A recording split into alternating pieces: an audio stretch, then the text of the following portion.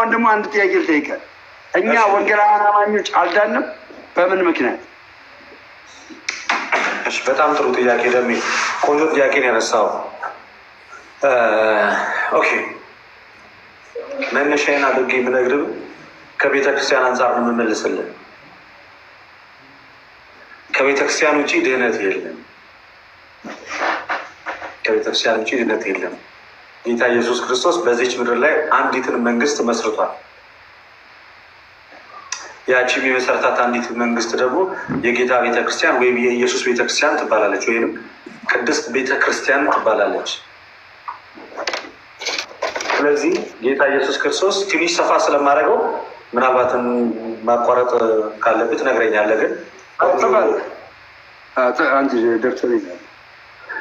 በዚህ በማቴዎስ ወንጌል ምዕራፍ 16 ቁጥር 13 ላይ ጌታ ኢየሱስ ክርስቶስ ሰዎች የሰው ልጅ ማን ይሉታል ብሎ ሲጠይቃቸው ከነቢያት አንዱ ኤልያስ ይሉሃል እያሉ ሲሉት እናንተስ እኔን ማን ትሉኛላችሁ ብሎ በሚጠይቃቸው ሰዓት ላይ የመለሱለት መልስ ቢኖር ምን የሚል ነው? ጴጥሮስ ምን አለ? አንተ ውእቱ ወልደ እግዚአብሔር ሕያው፣ አንተ የሕያው የእግዚአብሔር ልጅ ነህ ሲለው ጴጥሮስ አንተ አለት ነህ አለ። ከቁጥር 17 ላይ በአንተ ላይ ቤተክርስቲያኔን እሰራታለሁ፣ የሲኦል ደጆችም ምን ሊሏት አይችሉም፣ ሊያናውጧት አይችሉም። ለአንተም የመንግስተ ሰማያት መክፈቻ ቁልፍን እሰጥሃለሁ፣ በምድር ያሰርከው በሰማይ የታሰረ ይሆናል አለ። በምድር የፈታው በሰማይ የተፈታ ይሆናል። ጌታ ምን ብሎ ተናገረ? ቤተክርስቲያኔን እሰራታለሁ አለ። ጌታ ምን አለ? ቤተክርስቲያኔን እሰራታለሁ።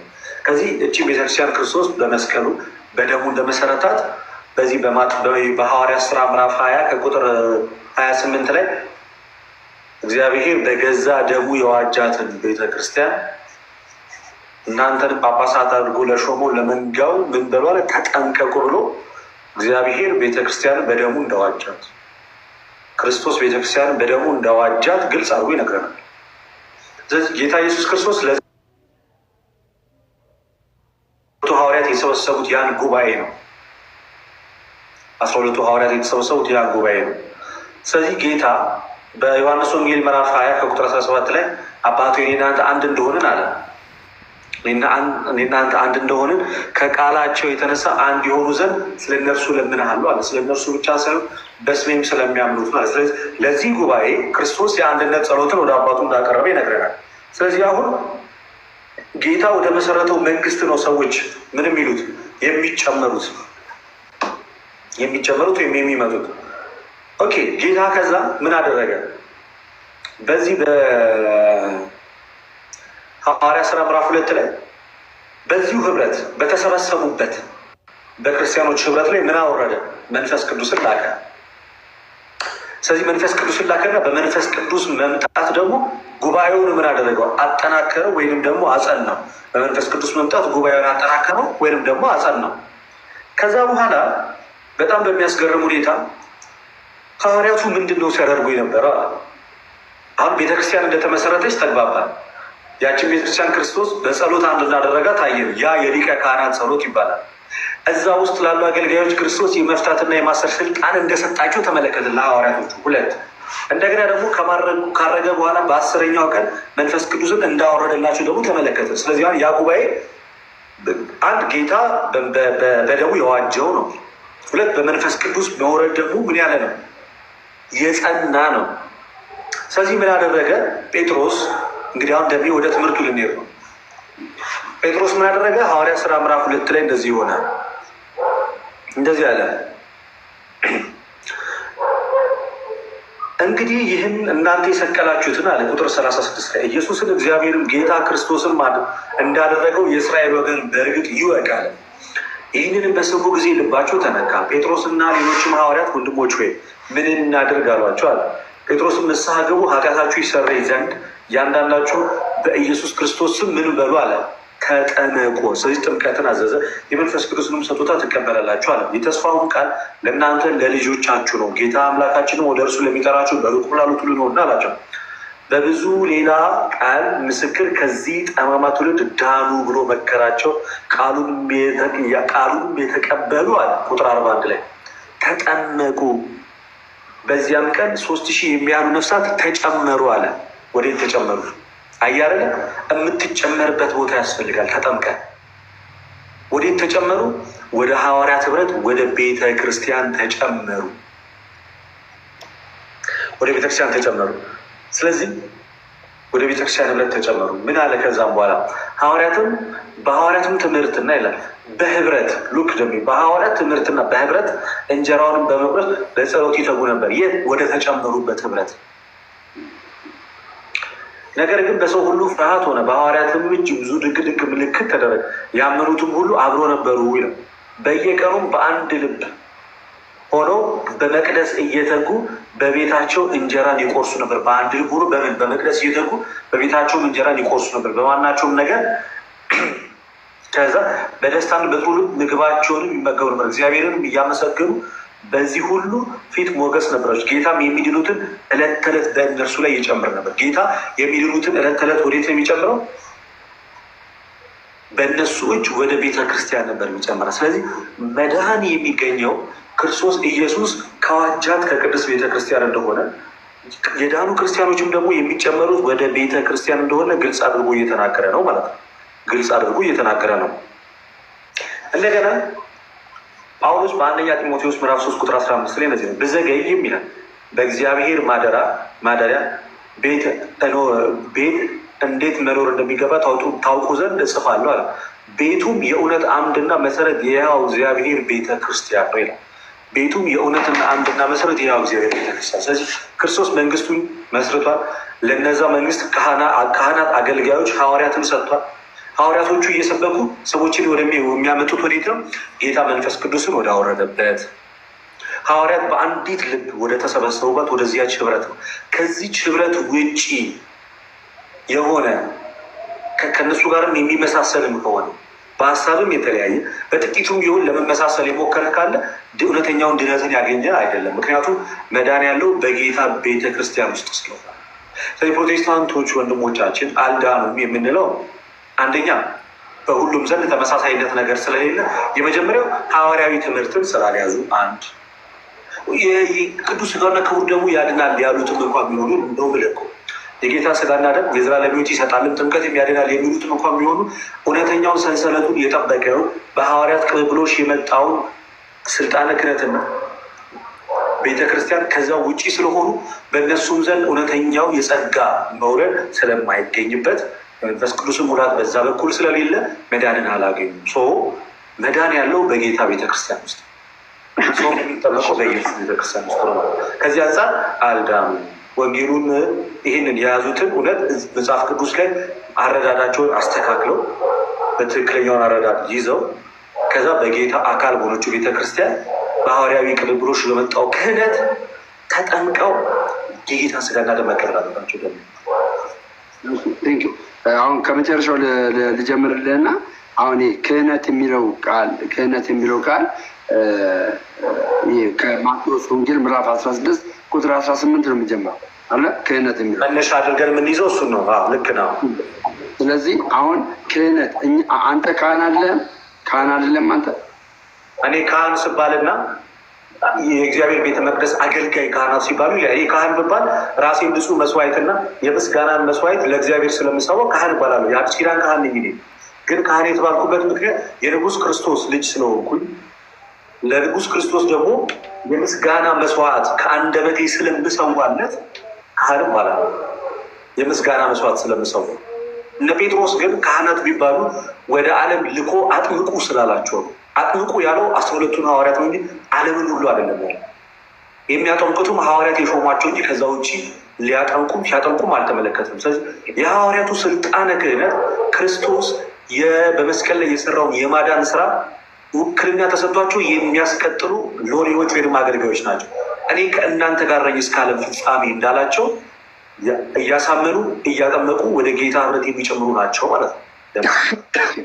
ልደቴ ምን አለ መሰለህ፣ አሁን ክህነት የሚለው ቃል ተቀበለ እንደዚህ ማለት ቅብብሎሽ ሲኖረው መቋረጥ ነበረበት።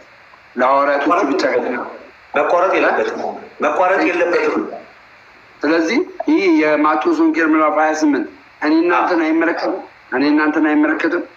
ስልጣን ተሰጥቶኛል።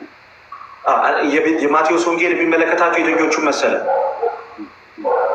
ሐዋርያት የሾሟቸው የቤተክርስቲያን አገልጋዮች ለምሳሌ አሁን አባቶች፣ ካህናት፣ እነዚህ ጳጳሳት በሰዓቱ ለምሳሌ አሁን በቀላሉ ልንገርህ፣ ጌታ ማንን ላከ? ሾሞ ሐዋርያቶቹን ላከ። ከዛ ምንድን ያላቸው? ዮሐንስ ወንጌል ምዕራፍ 20 ከቁጥር 19 ጀምሮ እፍ አለባቸው መንፈስ ቅዱስንም ሞላባቸዋል። ኃጢአቱን ይቅር ያላችሁት ይቅር ይባልለታል፣ የያዛችሁት ይያዝበታል ያለው ይህን ስልጣን የሰጠው ለማ ብቻ ነው በሰዓቱ። በዛ ሰዓት ላይ ለሐዋርያቶች ነው የተነገረው እንጂ ይሄንን ነገር እናንተ ደግሞ በእኔ ትምህርት የሚያምኑት ሁሉ ይሄንን ነገር ያድርጉ እንደዛ አላላቸው። ያደረገው አቆሟል አይደለም። ሐዋርያቶቹ ለሚሾሙት ብቻ ነው ይሄ ነገር የሚቀጥለው። በቀላሉ ላስረዳ። ከጴጥሮስ ከይሁዳ መውጣት በኋላ ሐዋርያ ተደርጎ የተሾመው ማን ነው? ማትያስን የሾመው ማን ነው? መንፈስ ቅዱስ። ጴጥሮስ በመንፈስ ቅዱስ አይ ጴጥሮስ ነው እኮ እጣ አውጥተው እጣ ነው ያወጡት። ማን ነው እጁን የቻለበት? ማን ነው እጁን የቻለበት? እሱማ ሲጸልይማ ጴጥሮስ ነው የቻለው። ሁሉም ሰው ቢጸልይ ለምሳሌ እጅ ጭኖ መንፈስ ቅዱስ አይሞላም በሰዓቱ ከሐዋርያት ውጭ። ስለዚህ ምን አደረገ? ጴጥሮስ እጁን ጫነበትና ሾሞ አይደለ? ጴጥሮስ ይህንን መሾም የቻለው አስቀድሞ እሱ ከማን ስለተሾመ ነው? ከኢየሱስ ክርስቶስ ማቴዎስ 16 ላይ ስለተነገረው አንተ የሕያው የእግዚአብሔር ልጅ ነው ስላለው ጎበዝ። ስለዚህ ሰንሰለቱን አየኸው እንዴት እንደሄደ? ማንን ሾመ? ጌታ ጴጥሮስን ሾመው። ጴጥሮስ ማንን ሾመ? ማትያስን። በማን ኃይል? በእግዚአብሔር ኃይል። ስለዚህ እንደዚህ ሰንሰለቱን ጠብቆ በሚመጣው መንገድ በመጣው ስልጣነ ክህነት የሚጠመቁት ተጠማቂያኖች ናቸው የእግዚአብሔር ልጅ የሚያገኙት። ይሄ ደግሞ አሁን ሹመቱ ለምሳሌ ከዛ ጋር መንፈስ ቅዱስን ጠየቁ። መንፈስ ቅዱስን ከጠየቁ በኋላ ሁለት ነው ሁለት ሰው ናለም። በዛ ሰዓት ሁለት ናቸው ሶስት ሁለት ናቸው። ሁለት ሰው እዛ ቦታ ላይ ያው ሁለት ሰው ነው የተመረጡት። ከዛ ከሁለቱ ላይ እጣው በማትያስ ላይ ወደቀ ይላል። ከዛ በማትያስ ላይ ሲወድቅ ጴጥሮስ ምን አደረገ? ከዛ ጸልይለት ይላል። የእግዚአብሔር ሀሳብ እጁን ጸልይለት ይላል። በዛ ሰዓት ላይ ጸልይለት ይላል። አሁን ምንድነው እኔ ደግሞ የምልህ ምንድነው ይህ ነገር ቀጣይነት እንዳለው ለምሳሌ ያክል ልክ እንደዚህ አይነት ሹመት ከዚህ ሌላ አናገኝም። ሲሿሿሙ አናገኝም። በመጽሐፍ ቅዱስ ታሪክ ሐዋርያት መጽሐፉ የተጻፈው እንደምታውቀው ሐዋርያት በነበሩበት ዘመን ስለሆነ መጽሐፍ ቅዱሱ የሚነግረን ከአንዱ ወደ አንዱ ሲቀባበሉ ነው። ከዛ ከአንዱ ወደ አንዱ ሲቀባበሉ ይነግረንና ታሪክ ደግሞ ምን ብሎ ይነግረናል? የቤተክርስቲያን ታሪክ ለምሳሌ እንጥራን ታውቋለህ? ቅዱስ ዮሐንስ ወንጌላዊ ታውቋለህ አይደል? የእሱ ደቀ መዝሙር ለምሳሌ ፖሊካርፐስ ይባላል። የእሱ ደቀ መዝሙር ፖሊካርፐስ ይባላል። ፖሊካርፐስን የሾመው ማን ነው? ዮሐንስ ነው። ክፍልፍሉ እንዴት መሰለህ ደሜ ሐዋርያት አሉ በመጀመሪያ፣ ከዚያ ደግሞ ሐዋርያት አበው ወይንም ደግሞ አፖስቶሊክ ፋዘርስ የሚባሉ አሉ። እነዚህ ምን ማለት እንደሆነ ታውቃለህ? በሐዋርያት ዘመን የነበሩ አባቶች። ለምሳሌ ዮሐንስ ወንጌላዊ ሁለቱ ማለት ነው ከበጎ ሐዋርያት ሌላ ማለት ነው 12ቱን ሐዋርያት በአይናቸው ያዩ የቤተክርስቲያን አባቶች አፖስቶሊክ ፋዘርስ ይባላሉ። 12ቱን ሐዋርያት በአይናቸው የተመለከቱት በአይናቸው። ኢቫዲየስም አለ ማለት ነው እዚህ ውስጥ። ኢቮዲዮስ አለ።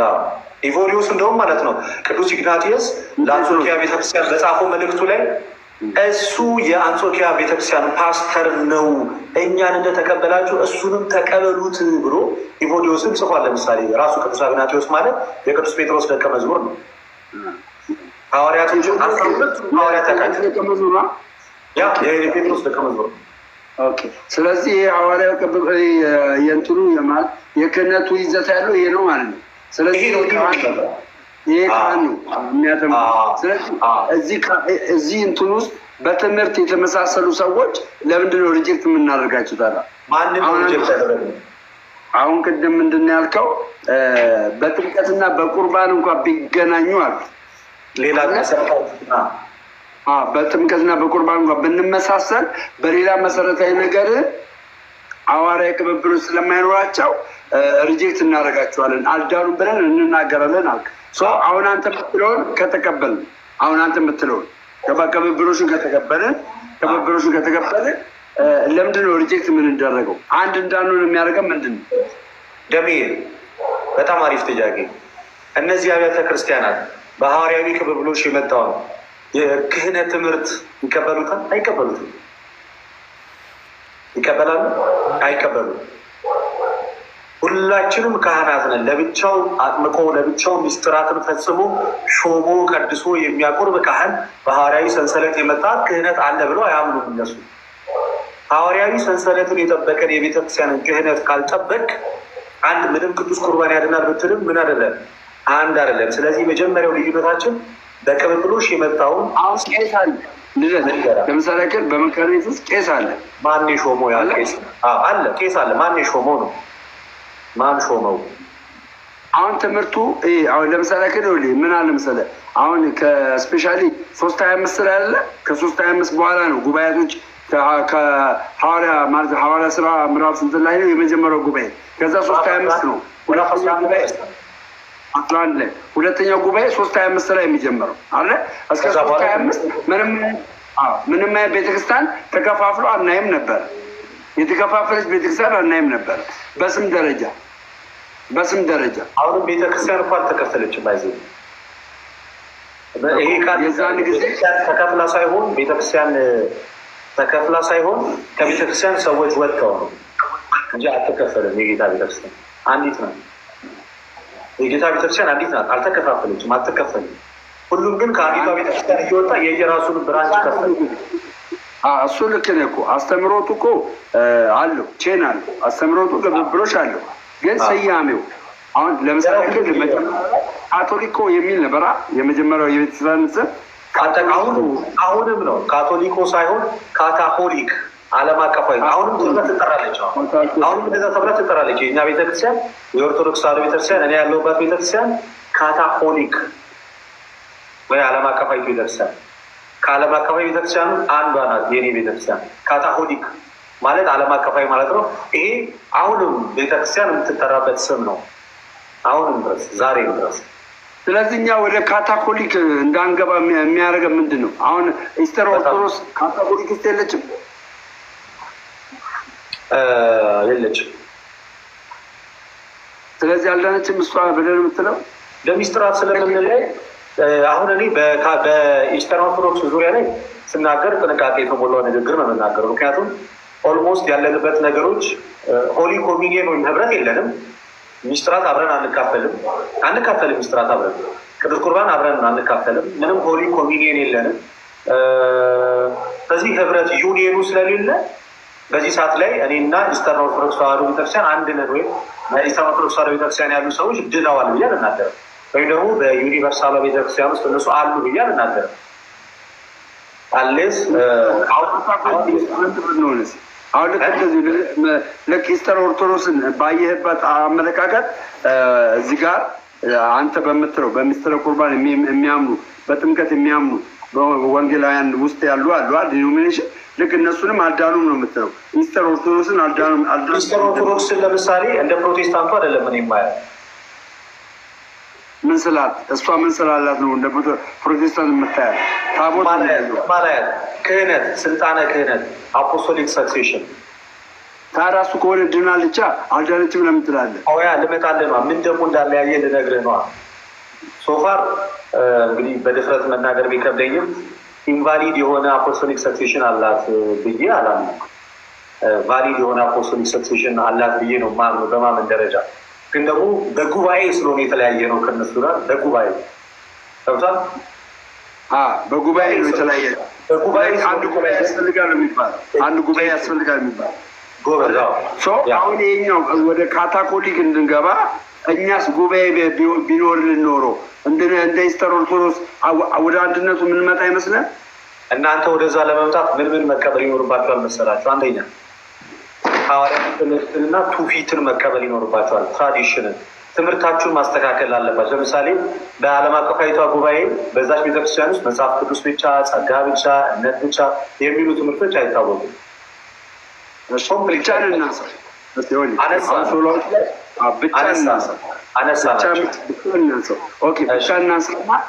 ክብር ለእግዚአብሔር ይገባዋል አይገባውም? ኮምፕሊትሊ ይገባዋል። ለእግዚአብሔር ክብር የምንሰጠው ለሰው እንሰጠዋለን። ለእግዚአብሔር የእግዚአብሔር ክብር ለሰው አይሰጥም። መጽሐፍ ቅዱስ ምን ይላል? ክብር ለሚገባው ክብርን ስጡ ይላል። ለሚገባቸው ክብር እንሰጣለን።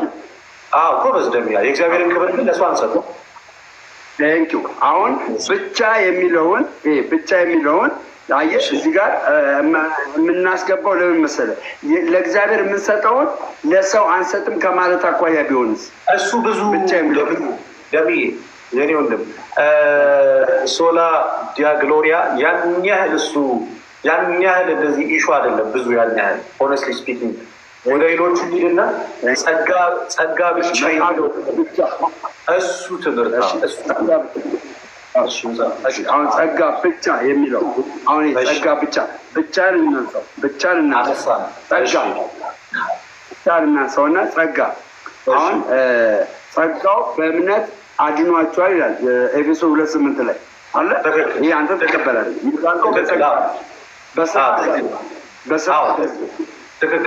አሁን ለምሳሌ ዲያቆን ያደርጋል አበቃስ ገጽ 120 አካባቢ ላይ ማንም ሰው ይላል ማንም ሰው በስራ አልዳነም ይላል።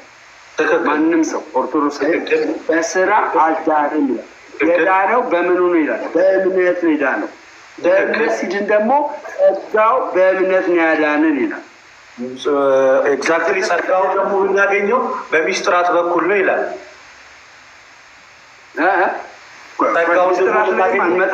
ሚስጥራት በኩል ነው። ሚስጥራት ላይ እንመጣለን። ጸጋው በእምነት ካዳነን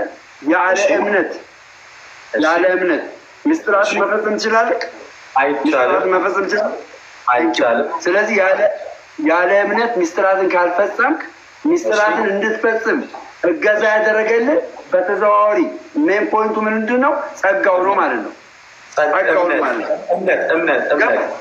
ጸጋው በእምነት አዳነን። ጸጋው በእምነት አዳነን። እምነታችን ደግሞ ሚስጥራትን እንድንፈጽም አደረገን። ጎበዝ። ኤግዛክትሊ ጸጋው በእምነት አዳነን። እምነታችን ደግሞ ምንም እንድንፈጽም አስቻለን። ሚስጥራትን እንድንፈጽም አስቻለን። ገባ? አሁን ብቻ የሚለው ቃል የገባው ከዚህ አሁን ከነገርኩ ውጪ ሌላ ነገር እንዳይገባ ከማለት አኳያስ ቢሆንስ የሚለውን ያዝልኝ። አሁን ደግሞ እዚህ ጋር አንድ ነገር ላስተካክልልን። አንተ ያልከው በእጅጉ በጣም ቀናና ኦልሞስት ኦርቶዶክሳዊ እይታ ነው። ብቻ የሚለው የፕሮቴስታንቱን ትምህርት እኛ ኦርቶዶክሳውያን ክርስቲያኖች በመጀመሪያ ደረጃ የምንቃወመው ለምን መሰለህ? ከሚስጥራት ስለሚለየን፣ ቅዱስ ሚስጥር ወደ ጎን ስለሚያደርግብን፣ ኤክስክሉድ ስለሚያደርግብን ብቻ የሚለውን የምንቃወመው በመጀመሪያ ደረጃ በእምነት ብቻ ሲል ጥምቀት አያድንም እያሉ ስለሆነ፣ በእምነት ብቻ የጌታ ስጋና ደም የዘላለም ሕይወት አይሰጥም እያሉ ስለሆነ ብቻ የምትለዋን ትምህርት ጸጋ ብቻ ልጨርስልኝ፣ እምነት ብቻ የምትለዋን ትምህርት ስህተት ነው የምንለው የመጀመሪያው ሜን ፖይንታችን ገድላትን ለመጨመር ወይ ስራ ለመጨመር ወይ የሆነ ነገር ለመጨመር ሳይሆን ከሚስጥራት ስለሚለዩ በዋነኝነት እኔ የምልህ ደግሞ ምንድን ነው አንድ ሰው ከዳነ በኋላ የመጠመቅ ኦፖርቹኒቲ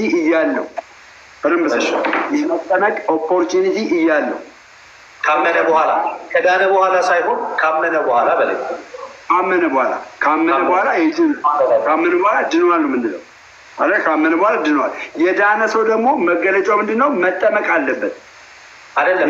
የሚድነው ባመነ ሰዓት አይደለም፣ አምኖ በሚጠመቅ ሰዓት ነው የሚድነው። እሺ፣ እንደዛማ ከሆነማ እንትን ኤክስፕላኔሽን ይሆንብናል። ምን አሁን ለምሳሌ ግን እኔ ወደ ኦርቶዶክስ መጣሁ አለ እንደመጣሁ አልጠመቅም አለ እማራለሁ። ተምረህ አምነህ ስትመጣ ትጠመቃለህ። ይሄ ጊዜ አለው የለውም? የምትማርበት ጊዜ አለው አለ። እንደ ያመንክ ሰዓት ለሜ ምን አለ መሰለህ፣ እዚህ ጋር ትንሽ ነገር ላጥራልህ፣ ይቅርታ አድርግልኝና ሐዋርያው ጳውሎስ ሲናገር ማመን ከምንድን ነው ይላል? እምነት ከመስማት ነው፣ መስማትም ከእግዚአብሔር ቃል ነው ይላል። መስማትስ በምንድን ነው? በእግዚአብሔር ቃል ነው። ስለዚህ ያለ አስተማሪስ እንዴት ይሰማሉ? ካልሰሙስ እንዴት ያምናሉ? አንተ እምነት የሚለው ደረጃ ላይ ለመድረስ አስቀድመህ ምንድን ነው ማድረግ ያለብህ? አንተ የምሰማው ወንጌል ካመንክ በኋላ ምንም ሌላ ወደዛ ወደዚህ የሚያስብል ነገር የለም። ራይት አወይ ወደ ጥምቀት ነው የምትሄደው ኢሚዲየትሊ። ምንድነው መሰለህ አሁን ለማመን ጊዜ አለው። ጊዜው ያለው ካመንክ በኋላ ባለው ሁኔታ ውስጥ አይደለም።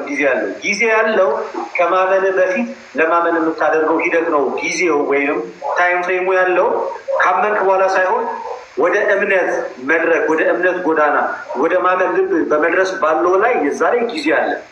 ካመንክ በኋላ ግን አማኝ በቃ አመንክ፣ የተማርከውን አመንክ፣ የሥላሴን ትምህርት አመንክ፣ የጥምቀትን አመንክ፣ የቅዱስ ቁርባን አመንክ። ቀጣይ ውስጥ ገና ይቆይ ምናምን አይደለም የምትባል ወደ ጥምቀት ነው የምትሄደው። ኦኬ አንተ ስነግረኝ አሁን እኔ እንደዚህ ነው አለ። አሁን እኔ እንደዚህ ኦርቶዶክስ አይደለሁም እኔ አይደለ? እሺ አሁን እኔ ኦርቶዶክስ አይደለሁም። አሁን የምትነግረኝ ትምህርቶች እንዳለ ተቀብያለሁ። አመንከው? አዎ ተቀብያለሁ። መሰረታዊ ትምህርቶችን አመንክ? እሺ አመንክ? ተቀብያለሁ አለ። እሺ ተቀበልክ ወይስ አመንክ? አመንኩ እንጂ በቃ አሁን እኮ አመንኩ። በቃ የዘላለም ሕይወት የሚያስገኘው አሁን አንተ በነገርከኝ በእግዚአብሔር ቃል እውነት እንደሆነ አመንኩ።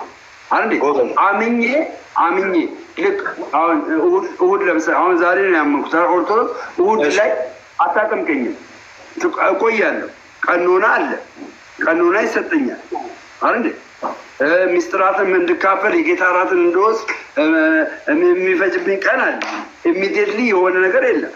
ምሳሌዎችንም መስጠት እንችላለን። ምናልባት በመሀል ላይ የምታነሳቸው እነዚህ ትንንሽ እኔ አሁን በመሀል ጊዜና ታይም አለ ስትል ረዘም ያለ ጊዜ አለ እያልክ ከሆነ ብዬ ነው። በዚህ አይነት ግልጽ አድርግልህ። ይህ ሰውዬ ኦርቶዶክስን አስተምሮ ተቀበለ። ይሄ ሰውዬ ተቀበለ። ከዛ በኋላ እዚህ ጋር ነው ጥምቀቱ እዚህ ጋር ነው። ከዚህ እዚህ ሲሄድ ማለት ነው ጋፕ አለው፣ ርዝመት የተወሰነ አለ። አምኗል። ይሄ ሰውዬ ጥምቀት እንደሚያድነው አምኗል። እንደሚያድነው አምኗል። ግን መሀል ላይ አምኖ ከኦርቶዶክስ ሳይወጣ እግዚአብሔርን ሳይገድ ኢየሱስን ሳይገድ ሞት ቀደመው። ይሄ ሰውዬ ይድናል አይድንም? ይሄ ሰውዬ ይድናል አይድንም? እኔ ይህን ለምሳሌ አሁን የጠየቀኝ ጥያቄ ከምን አንጻር የሚታይ ነው መሰለ ደሜዋ? ይሄ ኤክሰፕሽናል የሆነ ኬዝ የሆነ ኬዝ ነው የጠየቀኝና እንደኔ እኔ እግዚአብሔር እንግዲህ ሉዓላዊ አምላክ ነው፣ ቸር ደግ አምላክ ነው። አይምሮም ብዬ አላምንም። ይምሯል ብዬ ይሄ የኔ የግሌ እምነት ነው ወይም የመጽሐፍ አሁን እኔ ደግሞ የምልህ ማለት ነው። እኔ ደግሞ የምልህ ይሄ ሰውዬ ይማራል እንደተባለ ሁሉ ይሄ ሰው ከዳነ በኋላ ጥምቀት አያስፈልገኝም ቢል ኦፖርቹኒቲው ያለው ጥምቀት አያስፈልገኝም ቢል ይሄ ሰው አይድንም። ለምን አይድንም መሰለህ? የመጀመሪያው የእግዚአብሔርን ትእዛዝ ይሽረዋል።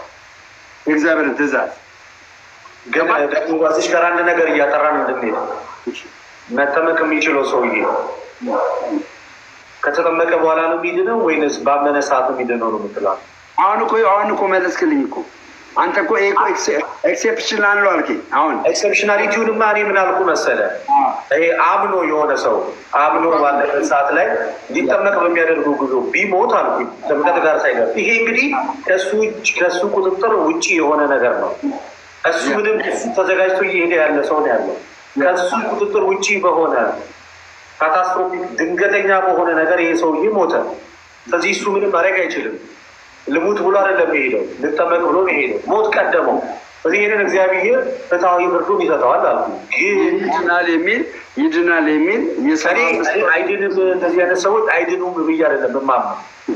አሁን ይህም ሰው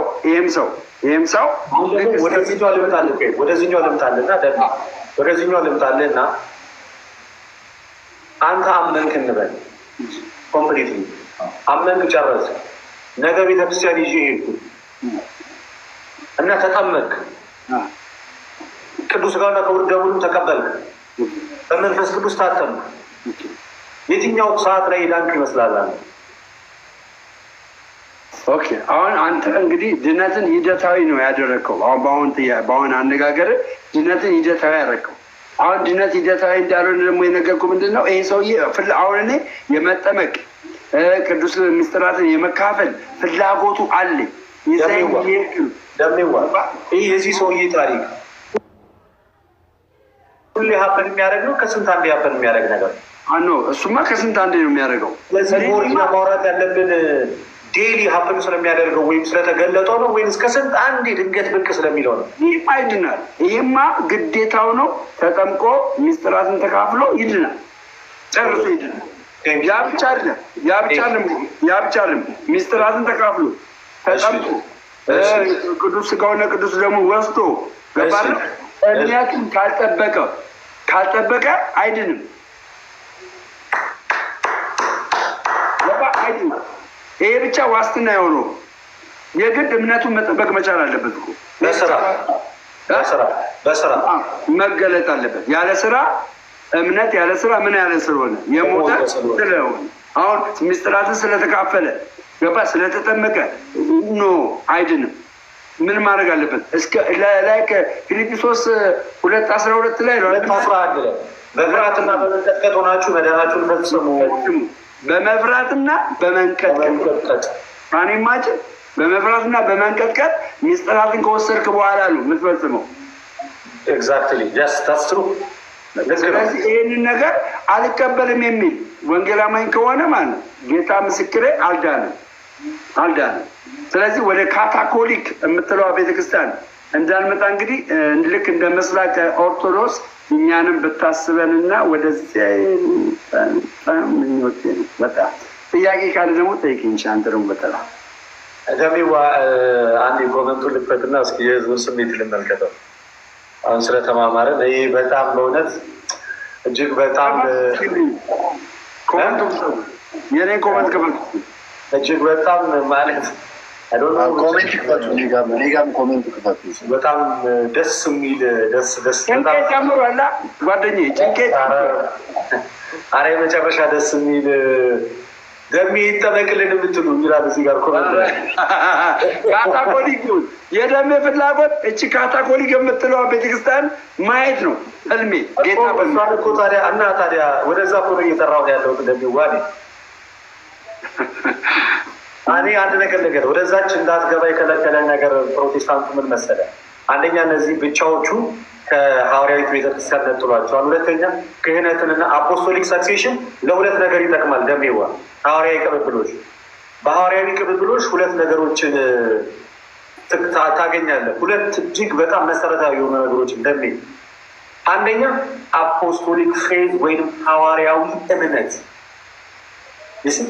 በሐዋርያዊ ቅብብሎች ሁለት እጅግ ወሳኝ ነገሮችን ታገኛለህ። አንደኛው አፖስቶሊክ ፌዝ ወይም ሐዋርያዊ እምነት፣ ሁለተኛው አፖስቶሊክ ሰክሴሽን ውስጥ ሌላኛው ፕሪስትሁድ ወይም ደግሞ የክህነት ቅብብሎችን ታገኛለህ። ክህነትንና እምነትን ክህነት በእምነት አሁን የሚለየን ምንድነው መሰለህ? አሁን የሚለየን የክህነቱ ነው። ገባ? እኛ እንግዲህ የንጉሥ ካህን ቅዱስ ሕዝብ አድርጎ የሚለንን ለራሳችን ነው ካለም በኋላ እዚህ ጋር ደግሞ ማለት በሐዋርያዊ ቅብብሎች የመጣውን ነገር ደግሞ የሚቀበሉ ቤተክርስቲያኖች አሉ። ኢስተርን ኦርቶዶክስ ለምሳሌ ይህን የሚቀበሉ አሉ።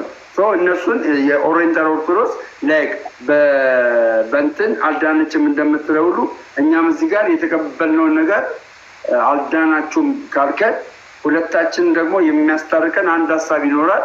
ያም ሀሳብ እንግዲህ አንድ ጉባኤ እግዚአብሔር ነው ያድርገው እንጂ አንድ ጉባኤ ከተፈጠረ የእውነቴን ነው የምልህ ስላሴ አማኞች አንድ ይሆናል። ስላሴ አማኞች በስላሴ የምናምን አማኞች አንድ እንሆናለን። አንድ ጉባኤ ጉባኤያት እንግዲህ የመጨረሻው ጉባኤ የተከናወነበት ስፔሻሊ 15ኛው ወይ እንደዚህ ሰባት አለ 7 ጉባኤ ነው የተደረገው። አጠቃላይ እኛ እንደ ዩኒቨርሳል ቤተክርስቲያን የምንቀበለው 3 ኢኮኖሚካል ካውንስሎችን የመጀመሪያው ካውንስል በ325 በኒቅያ የተካሄደው ነው። ሁለተኛው ካውንስል ደግሞ በዚህ በኤፌሶን የተዘጋጀውን በ450 የተደረገውን እና ከ450 በፊት በ385 በኮንስታንቲኒያ የተደረገውን እነዚህ 3ቱን ዓለም አቀፍ ጉባኤ እንቀበላለን። አሁን እነዛ ጉባኤቶች እንግዲህ የማትቀበሉ እነዛ ለምሳሌ 4ቱን የማትቀበሉ ጉባኤቶች ላይ የነበሩ አባቶች አልተቀነሱም። እንደውም 481 ላይ 481 ላይ ኖ 381 325 እና 450 የመጀመሪያው ጉባኤ የመጀመሪያው የኒቂያ ጉባኤ የኬልቄዶን ጉባኤ ላይ የኤፌሶን ላይ የነበሩ አባቶች እንዳለ ነበሩ። ሁሉም ነበሩ። ኤፌሶን ላይ ለምሳሌ አልነበሩም። ቅዱስ ቄርሎስ አልነበረም። ለምሳሌ ቅዱስ ቄርሎስ ኤፌሶን ጉባኤ ላይ ነበረ። በ450 ቅዱስ ቄርሎስ ኤፌሶን ጉባኤ ላይ ነበረ። ስለዚህ በኤፌሶን ጉባኤ ቄርሎስ ነበረ። ኒቂያ ጉባኤ ሶሪ፣ በጣም ይቅርታ አድርጉልኝ እና አንዴ 430 ላይ ሶሪ 430 ሶሪ አንዴ ገደሜ ክሊር ላድርግ። ስህተት ነው። በ325 ኒቂያ ጉባኤ፣ በ381 የቁስጥንጥንያው፣ በ330 ኤፌሶን፣ በ451 ደግሞ ካልሲደን ወይም ኬልቄዶን። ስለዚህ ቅዱስ ቄርሎስ በ430 ላይ የነበረው ቅዱስ ቄርሎስ በ451 ጉባኤ ላይ አልነበረም። ግን ማን ነበረ? የአሌክዛንድሪያው ሊቀ ጳጳስ በሰዓቱ የነበረው ቅዱስ ዲዮስቆሮስ ነበረ። እሱንም ጥርሱን አርግፈውት አባረውት ነው የወጣው። ተባሮ ነው የወጣው። ውሻ ተደርጎባቸው ዲዮስቆሮስ እሱ ደግሞ የአሁኑ አሌክዛንድሪያ ያኔ በሰዓቱ የነበረችው የአሌክዛንድሪያ ቸርች እዛ ሊቀ ጳጳስ ነበረ። የኦሪየንታል ቸርች ናት ያቺ ቸርች እና እሱን አባረሩት ነው የወጣው። በሰዓቱ ተደብድቦ ጥርሱ ሁሉ ወልቆ የኖሩ ሊኖሩ ይችላሉ። ሆነስትሊ ስፒኪንግ ግን ቤዚካሊ እንደ አጠቃላይ እንደ ኦሪየንታል ኦርቶዶክስ አማኝ የኬልቄዶንን ጉባኤ አንቀበልም። የሁለት ባህሪ ጉባኤ ስለሆነ እሱን አንቀበልም። ግን አሁን ለምሳሌ ግን የሁለት ባህሪ አሁን የኢየሱስ ክርስቶስ ኔቸር ማለት አሁን አንተ ስትገልጠው አንድ ባህሪ አሁን ከሁለት ባህሪ አንድ ባህሪ ከሁለት አካል አንድ አካል ብለህ ነው አንተ የምትገልጠው። ግን ከሁለት አካል አንድ አካል ሳይሆን ሲጀመር ኢኒሻሊ ያለው አንድ አካል ነው። አካሉ አንድ ነው። ከተዋህዶ በፊት ማለት ነው የክርስቶስ አካል የሚባል ወይም ደግሞ የስጋ አካል ተብሎ ለብቻው የለም። ከተዋህዶ በፊት ያለው አንድ መለኮታዊ አካል ነው። እዛ መለኮታዊ አካል ላይ ነው የስጋ ኢንዲቪጁዌት ያደረገው ወይም የተዋህደው ከመለኮት ባህሪ ነው። ከመለኮት ጋር ባህሪ ነው የተዋህደው። የሰው ባህሪ ነው የተዋህደው። ተቀላቀለ አትልማል። ተዋህደ ስትልቆ ተቀላቀለ መጠበቂያ አለ። አሁን አንተ በአገላለጽ አንድም ባህሪ በአገላለጽ ደረጃ አንድ ትለዋለህ እንጂ ስትገልጠው ግን ስትናገረው ግን ቱ ኔቸር አድርገህ ነው የምትናገረው። ቱ ኔቸር ስናገረው ቱ ኔቸር አድርገህ ያልናገረው። የመለኮት ባህሪ ይራባል። ላስረዳ እዚህ ጋር ቀደም ያልከው ወሳኝ ነጥብ አለ። ስናገረው ማሰሪያውን ነጥዬ አልናገረው። ከሁለት ባህሪ አንድ ባህሪ መለኮታዊ ባህሪ የስጋ ባህሪ በተዋህዶ አንድ እያልኩ ነው የማወራው። ወይም ስግው ቃል እያልኩ ነው የምናገረው። ስግው ቃል በቃ ደሞስት አኪዩሬት የሆነ አገላለጽ ለክርስቶስ ስግው ቃል የሚለው መነጣጠልን የሚያጠፋ መቀላቀልን የሚያጠፋ ፍጹም ተዋህዶን አንድነትን የሚያሳይ ነገር ነው። ስለዚህ እኛ ስንናገር ሁለቱ ባህሪያቶች ጠፉ አይደለም የምንለው።